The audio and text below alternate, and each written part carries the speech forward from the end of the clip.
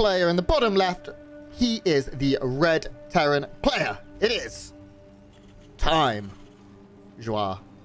He is the Time Joie. And his opponent up in the top right-hand side in the blue, representing Team NV and South Korea, he is Bunny. Time's still with Kaisi Gaming, right? That's correct, yes. I didn't want to... I was pretty certain, but I didn't say it until I checked. Okay.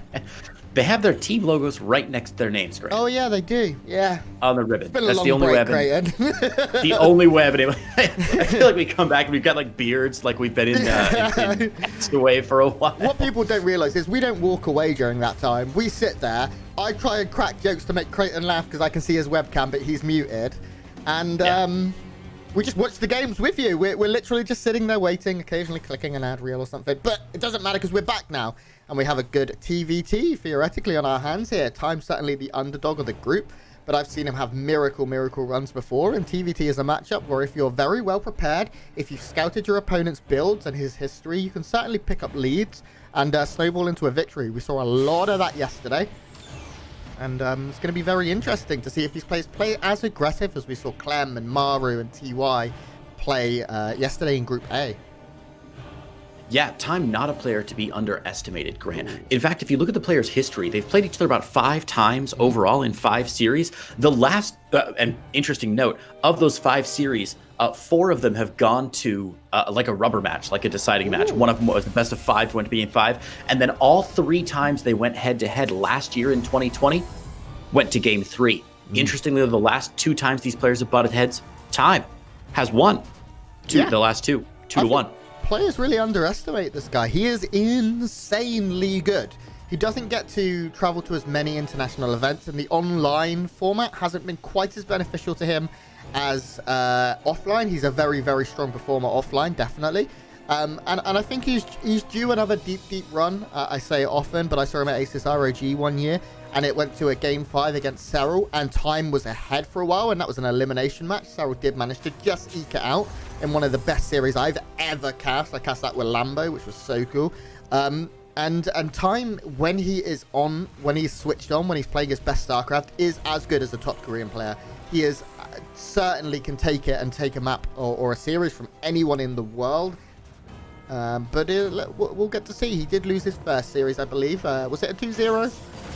It was a 2-0, yes. Yeah, and that was to Innovation. Okay, so TVT so far hasn't worked out for him, but Innovation is Innovation. A multiple GSL champion, one of the absolute best as well. Certainly one of those who had the case. I remember back in the day we used to argue who's a bonjour, who isn't. We kind of don't do it so much. And Innovation's name always came up. This map looking pretty standard so far. Anything caught your eye yet, Creighton? Yeah, a couple little differences in the builds here, just little bits and bobs. And, you know, with TVT, it can be tough. You're never quite sure what these players are looking for, unless you're a master of the matchup and have a lot of guessing that you're able to do very effectively. But when you do that, you end up being wrong about 50% of the time anyway. So the only big difference right now is that Time went for a quick 2-gas opener here and has a slightly earlier 1-1 finished up than Bunny did. Bunny, of course, conversely, has a bit of an economic advantage with that natural down slightly earlier. You can see his SCV count just barely ahead of Time's right now. So Time looking for a little early aggression as he rolls out onto the map here with Tank in tow. And this is actually a pretty strong push. Oh my god, all of the army's out of position. I don't know why Time just didn't commit to that. Seeing all of those Marines here, you should just load up and go, in my opinion. Up into the main and possibly siege up near the production line. It does look like that is going to be what he does now, using the low ground tank here to siege up upon this reactor and any units that try to come up the ramp as well. A few Marines on the low ground protecting that tank does mean this isn't as committed as it could be. But it's going to be difficult here for Bunny to break this right now. He's lost that reactor. He's going to lose a depot. This tank is doing a lot of damage. Not picking up a lot of kills per se, but just kicking some ass on all of these production facilities. Yeah, this tank doing a great job of zone control, which I feel like tanks need to have some sort of like indicator of like how much damage they've done or how many stalkers they've scared away in the time that they've existed, because that's almost just as important, if not more sometimes, than actually getting those kills. You can see here these tanks just shelling away, causing that bunker to be salvaged. That salvage not going to go off. Now there's a tank for Bunny for his own for defense here, and Bunny does have a Raven, which is really nice. He's got a little bit more of a Swiss Army knife in his build, a little bit more, a few more options to defend against what Time's doing here. But Time is doing a lot of what we saw saw Bjorn doing yesterday, which is really taking advantage of this third base, trying to zone your opponent out, force units out, and push an economic advantage behind this. Of course, Bunny is not that scared. Look, he's already got a CC going down in his main as well. So both players going up to 3 bases in reasonable time. Yeah, Time's not overly committing to this. He's certainly prepared. He has a lot of his units on this side of the map. And he's going to be able to slow down this CC, actually. He's going to stop the production on it and start firing away on it. If he gets the cancel here, Time would pick up a pretty big lead. I think that is maybe a little unrealistic. Wow, using the reinforcements to kill the auto turrets as well. He does get that cancel. That is incredible here from Time. Because at home, his is a 9/10 of the way done. His stim is on the way as well, quicker than that of his opponent. Everything is looking so good here for Time. Sure, he has an SCV disadvantage, but that's not going to last too long. The only thing he needs to do now is not overextend. He needs to know when this is done enough and when to pull back, and it looks like he's going to do just that. Yeah, beautiful game sense there from Time. A couple little micro mistakes from Bunny there. I don't know if you caught it. For example, his Cyclone locked onto a tank on the low ground, which allowed that medevac to get all the way up here, unload, and really force the cancel on that CC. There have been some weird army movement things with Bunny as well. I don't know if he's feeling shaken up from his last match where he didn't, I was going to say he got manhandled by Dark. He really didn't. That game 2 Grant, he had in the bag and then just kind of threw away over the course of about 20 minutes. It was tough to watch. But, these armies going to land here, and it's going to be a quick siege up. Neither player really wants to take a fight here. Very awkward positions for both, Grant. Yeah, more interference matrices going down on Time's tanks here, meaning that he is not able to get an incredible fight, but it does look like Time is going to be very, very brave. We saw Bunny in his series against Dark on the mainstream be a little bit too patient, a little bit maybe indecisive. He didn't have the killer instinct we thought he needed. He went up in supply quite a few times and then just kind of cleared a bit of creep and stuff. In this series, Time is the one that is going to be absolutely decisive. He gets the stim denial. That's so big, and all of these SCVs trying to retreat are not going to have a grand time of it. This is so big right now. Bunny at the other side is going to go for a counter attack, and of course there is no recall in this matchup, so we're getting into a strange base race here. But Time does have a couple of tanks already seized up defensively. He has medevacs for air control. SCVs coming off the line. If Time holds, Time is going to be in a great, great position here. Yeah, this is a very awkward position. Bunny did not notice that Time had loaded up. Yeah. Wow. Bunny did not notice. Yeah, sorry. Yeah, Time, great map 1 there. So Bunny didn't notice that Time had loaded up most of his units and sent them around to the west side or the east side of the map to move up north and into his main base. It was actually a brilliant little move from Time, and I'm excited because, of course, we're on a 3-minute delay, and I've got our stream pulled up on the other monitor, so I'm really excited to watch this again. But basically what happened is that Time left 2 of his tanks behind in the middle of the map from where that awkward sort of impromptu fight happened that neither player was really looking for. And so Bunny saw the tanks still there and assumed that the army has either right behind them where it normally would be, or was just on a retreat. And Bunny was like, okay, I'll go for the attack. By the time Bunny's army was halfway across the map, Time was dropping in his main, already sieging up the production facilities, already picking off SCVs, and really ravaging it. And of course, gave Time just enough space to put his tanks exactly where they needed to be. That was a really brilliant move from Time there, a ballsy move, but a really, really nice one. Yeah, Time. We said he had the killer instinct that he needed to have. He wasn't afraid to put all his units in a medevac and just go. And that means he's able to pick up map 1 on Oxide. Now we move on to Lightshade. Time looking to close this out and pull himself into a 1-1 series score. Bunny right now is on the verge of going 0-2, 0-4 possibly, and that would be a very, very big surprise. Of course, there is a lot of StarCraft still to be played. We've got a long day ahead of us with series going long, but Bunny right now needs to start making things happen because Time is all over this. It's great that you mentioned that there's still a lot of action left today, Grant, because it's important to remind folks that it's not just the fact that if you're in the top 3 spots you win, but remember that for every spot you are, if you get eliminated in this series, if you're in 6th, 5th, or 4th place, every spot you advance in that elimination area is still an additional $500 prize in addition to the $100 flat prize for every single match that you win in these group stages. For now, though, the only game that matters is the one we are in, and our player in the bottom left-hand side, as I look for Creighton's camera. There he is. The bottom right-hand side, even, of Lightshade, representing KaiZ Gaming. He is the red Terran player. Up 1-0. It's time. And his opponent in the top left-hand side in the blue from Team Envy in South Korea, he is Bunny. Yes, indeed.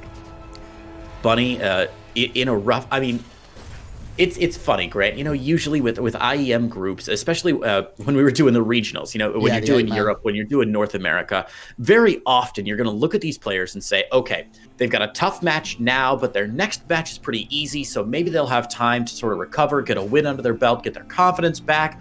And then after that, they, you know, or oh man, they've got 3 tough matches in a row and they're easy 2 matches. Or at the end of the day, Grant, almost every single match these players have is just deadly. I mean, it's not that, you know, it's not that every player is elite, but it's that all these players are at such a high level. The differential of their skill is smaller than anywhere else we've seen. And this is a really tough one. I was just looking, Bunny's next match, he's up against Cyril. Oh, I mean, Bunny just took it to Dark in some longer games. Cyril, I think, would probably be a little more aggressive than Dark, and we'll have to see if Bunny can handle that, but that's a very exciting series that will be going on after this one. Right now, we are seeing standard openings once again from both. Complete mirror here. Equal SCVs, equal tech, everything, you know, being the exact same. And it's going to come down to where we see the starport seems to be the real indication of how a game is going to go. When is the starport put down? Is there a command center or something first? And also, what is that first unit? Is it a medevac? Is it going to be quicker into Ravens, for example? We do see CC go down here for time. Bunny is going to match that at the other side of the map, with just a second or 2 behind. Really very little in it. Just some worker pairing, I imagine. Yeah, everything very standard. Widowmine first here from Time, and Hellion first from Bunny. Yeah, no big differences there. The Widowmine, I mean, normally I'd be like, oh, maybe indicative of a drop or something, but really, again, with an easy 1-1 into expansion from behind this, it's hard to say. We got a long time to see. Both players got their gases up at exactly the same time. So you can see that gas count just barely different based on what they've built so far. So I'm really jazzed, man. The last game I think had some real potential. It got very, very exciting at the mid game. There was a point at which I was thinking, oh man, this is great. Time's going to retreat. Bunny's going to pop out and defend his third base, and then we're going to have like a good solid mid game. Big macro economy, siege tanks everywhere, maybe up even into Sky Terran. Didn't quite happen that game because Time was able to get that little sneaky maneuver off. Fingers crossed, we'll be able to get a great game this time. Yeah, it is looking a little bit slower so far. We do have a couple of Reapers coming in right now alongside the Hellions, and that's going to force an SCV pull and slow down that command center. Look, 99.9% done. Very frustrating for Time, who really wants to get that finished. He wants to wait for the Cyclone to ensure he takes a very efficient fight, and now the SCVs will go down. One tap it, and it's done. Time going to push back for now, but he is still up. He's still equal in work as even. He's adding on his second barracks, a little bit quicker than that of his opponent, and everything looking fine. Both players getting those very, very quick Ravens this time. No first medevac means a longer game, most likely coming up. Mm-hmm.